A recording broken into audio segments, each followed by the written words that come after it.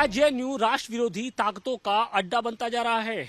JNU में बार बार क्यों देश विरोधी नारेबाजी हो रही है? और अब की बार तो सभी सीमाओं को लांघते हुए अमित शाह और नरेंद्र मोदी को लेकर एक विवादित नारेबाजी की गई है, जिससे पूरा जो देश है उसका जो माहौल है वो गर्म हो चुका है। सवाल इस बात का है कि शिक्षा के मंदिर में इस तरीके की जो गतिविधियां हैं वो किसके इशारे पर अंजाम दी जा रही हैं? इसी बात को जानने और समझने के लिए इस वक्त हमारी मौजूदगी वाराणसी हिंदू यूनिवर्सिटी में है। देश का सबसे प्रतिष्ठित ये विश्वविद्यालय है और यहाँ पर छात्रों का क्या कहना है जिस तरीके से जेएनयू में ये नारेबाजी हुई है।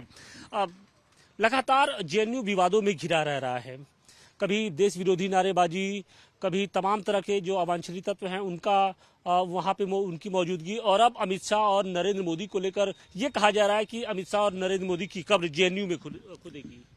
ये किसी भी शिक्षण संस्थान के लिए दुर्भाग्य की बात है कि वहाँ का पढ़ने वाला विद्यार्थी देश विरोधी गतिविधियों में शामिल हो रहा है और देश की जो सुप्रीम अथॉरिटी जो हमारे देश के जो प्रधानमंत्री हैं और देश के गृह मंत्री हैं उनकी कब्र खोदने की बात कर रहा है।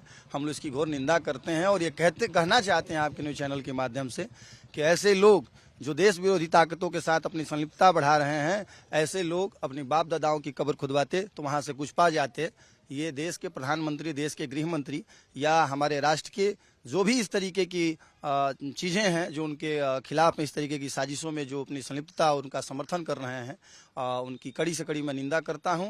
और एक जेएनयू प्रशासन, विश्वविद्यालय प्रशासन से मेरी गुहार रहेगी कि जल्द ही ऐसे लोगों को चिन्हित करते हुए उन पर विधिक कार्रवाई करे और साथ ही भारत सरकार और वहाँ की स्टेट गवर्नमेंट दिल्ली उनके ऊपर मुकदमा दायर करके उनकी तत्काल प्रभाव से गिरफ्तारी हो। लेकिन देश के टुकड़े करते करते अब वो अमित शाह और नरेंद्र मोदी की कब्र खोदने की बात करने लगे। बहुत निंदनीय घटना ये देखने को मिली। खैर यह पहली बार नहीं है। जेएनयू में आए दिन कुछ वामपंथी संगठनों के लोग, वहाँ के जो विद्यार्थी हैं उन संगठनों से जुड़े हुए लोग लगातार सरकार विरोधी नारों को उठाते रहते हैं। हमने एक चीज देखा, सरकार का विरोध करना एक अलग बात होता है, लेकिन सरकार के विरोध के आड़ में कहीं ना कहीं अब जब देश विरोधी और नारेबाजी शुरू हो जाती है वो लोगों को आहत करती है। वही चीज, सरकार का विरोध करना लोकतांत्रिक अधिकार है। आप विश्वविद्यालय के विद्यार्थी हैं, आप हर उन मुद्दों को उठा सकते हैं जो आपको गलत लग रहे हैं। मर्यादा के दायरे में रह करके किसी भी देश के प्रधानमंत्री के खिलाफ इस तरीके से बोलना बेहद निंदनीय है और विश्वविद्यालय प्रशासन को भी जेएनयू में और वहाँ के दिल्ली पुलिस को भी इसके ऊपर सख्त कार्रवाई करनी चाहिए। और उनको यहाँ काशी हिंदू विश्वविद्यालय से भी बता देना चाहते हैं, हमारे यहाँ भारतीय संस्कृति में तो कब्र खोदने की नहीं है लेकिन दाह संस्कार करने की व्यवस्था है। अगर ऐसे लोग अगर काशी हिंदू विश्वविद्यालय में होते तो हम लोग उसका मुंहतोड़ जवाब यहाँ जरूर देते। और जिस जेएनयू की बात की जा रही है उसकी शुरुआत क्या वहाँ से हो रही है क्या जेएनयू से? क्योंकि किसी प्रकार का जेएनयू का शुरुआत नहीं हो रहा। अगर ऐसा होगा तो काशी हिंदू विश्वविद्यालय के सारे नौजवान सड़क पर उतरेंगे, इसका प्रत्युत्तर भी देने को तैयार रहेंगे। और ये बात जो कह रहे हैं कि कब्र खुदेगी, तो कब्र खुदने की परंपरा हमारे सनातन और हमारे हिंदू धर्मों में नहीं है। कब्र उनके बाप दादाओं की खुदेगी। लेकिन आपको लगता है कि जो लोग बार बार सरकार विरोधी जो ताकतों को उकसा रहे हैं उसका परिणाम है क्या जेएनयू? नहीं, देखिए जेएनयू बहुत बड़ा संस्था है भारत में। वहाँ बच्चे पढ़ने गए हैं, पढ़े लिखे जो बच्चे होते हैं उनके विरोध करने का तरीका अलग होता है। ये देश को अलग रास्ते पे लेके जा रहे हैं, अलग न्यूज दे रहे हैं लोगों के बीच में। ये सही तरीका नहीं है। लेकिन बार बार ऐसी बातें आती, नौबत क्यों आ जा रही है कि जब जेएनयू पे सवाल उठ जा रहे हैं? कभी हिंदुस्तान के टुकड़े टुकड़े की बात करते करते अब यहाँ तक नौबत आ गई है। देखिए, एक मनगढ़ंत कहानी है, कोई राजनीति का टॉपिक नहीं है, कोई विषय नहीं है। वहाँ के छात्र अपनी बात रख सकते हैं, हम भी छात्र हैं, अपनी बात रख रहे हैं। विश्वविद्यालय इसीलिए होता है कि छात्र बात रखेंगे, लेकिन एक प्रधानमंत्री के खिलाफ इस तरह का बोलना, इस तरह का बयान करना कहाँ तक सही है? अपनी बातों को एक सिस्टम से, एक प्लेटफॉर्म पर रखना सही है, लेकिन टुकड़े टुकड़े होंगे, इंशाल्लाह कब्र खोदेंगे, ये कहीं तक सही नहीं है हमारे हिसाब से। अगर ये होगा तो आगे हम बाध्य होंगे इसके विरोध करने के लिए। बाध्य होंगे तो सवाल इसी बात का है कि अगर आपको विरोध भी करना है तो मर्यादा के दायरे में ही रह के विरोध करते तो शायद वो एक शोभा भी देता। लेकिन जिस तरीके से जेएनयू लगातार विवादों में घिरा रह रहा है और उसी कड़ी में एक और जो विवादित बयान है, जो विवादित नारेबाजी है वो हुई है। और इसको लेकर देखिए, जेएनयू से उठी जो आग है वो देश के अलग अलग जो शिक्षण संस्थान है वहां तक पहुंचने लगी है। और अब देखिए कि जो बीएचयू के छात्र हैं वो भी जेएनयू की इस नारेबाजी के खिलाफ कहीं ना कहीं सड़कों पर उतरने का मन बना रहे हैं। उनका ये कहना है कि अगर इस तरीके की बयानबाजी बंद नहीं होती है तो वो सड़कों पर उतरकर उसका प्रतिकार करेंगे। जेएनयू राष्ट्र विरोधी ताकतों का अड्डा बनता जा रहा है। देश तेरे टुकड़े होंगे, इंशाअल्लाह इंशाअल्लाह नारेबाजी हमने पहले भी सुनी थी, और अब अमित शाह और नरेंद्र मोदी की कब्र खोदेगी जेएनयू में। ये किस मानसिकता के लोग हैं, किस मानसिकता के वहां पर पढ़ने वाले हैं? देखिए, ये उन मानसिकता के लोग हैं जिनको ये दिखता है कि देश को कैसे खंडित किया जाए, देश की एकता को कैसे जो है छिन्न भिन्न किया जाए, ये उसी मानसिकता के लोग हैं।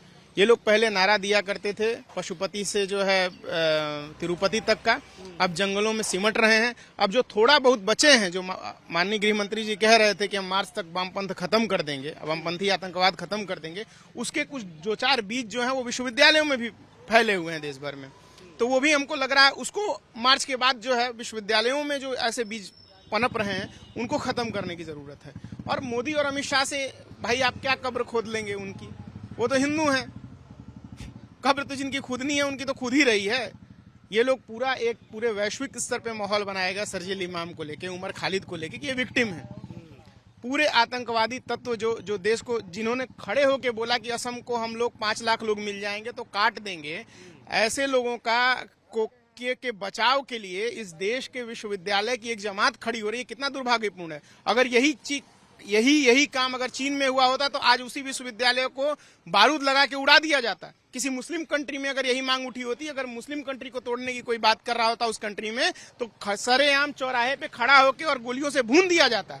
हमारे यहाँ ये लोग कानून खेल रहे हैं और उनका बचाव कर रहे हैं कि वो बहुत बड़े ये जिस बात का इशारा प्रधानमंत्री और अमित शाह भी करते हैं कि अर्बन नक्सलिज्म जिसको बोलते हैं, क्या उसी के ये प्रजाति के लोग हैं क्या? बिल्कुल बिल्कुल, ये विशुद्ध नस्ल उसी की है।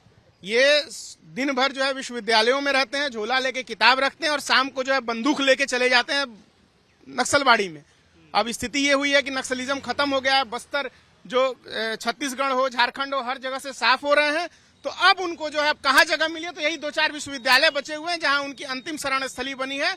और जो गृह मंत्री जी कह रहे हैं कि मार्च के बाद खत्म हो जाएगा, तो वो जो क्या कब्र उनकी खुदेगी क्या? कब्र तो उन्हीं की ना खुदेगी भाई। मैं तो कह रहा हूँ जो हिंदू है वो कब्र में जाएगा, वो खोद के आप करेंगे क्या? अब कोई कहे मेरी कब्र खोदेंगे तो क्या खोद के करेंगे? भाई मुझे कब्र में जाना ही नहीं है।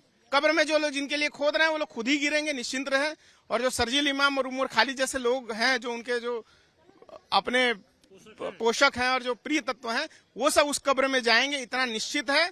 और जा भी रहे हैं। रोज आप सुन रहे होंगे उनके भाई बंधु जो है, कोई दंतेवाड़ा में कभी 100 लोग सरेंडर कर रहे हैं और 150 लोग मारे जा रहे हैं, कभी जो है बस्तर में हो रहा है, हर जगह ये चल रहा है। और कब्र खोद दी गई है उनकी और कब्र में सबको डाल दिया जा रहा है। इसी के लिए अगुताए हुए हैं प्रधानमंत्री जी और जो गृह मंत्री जी के खिलाफ ये तत्व, ये जो बयानबाजी कर रहे हैं, उसी की हताशा है। और इनके जो ग्लोबल टेररिज्म को इन लोगों को प्रोटेक्ट करने का एजेंडा है, उसी का एक भाग है।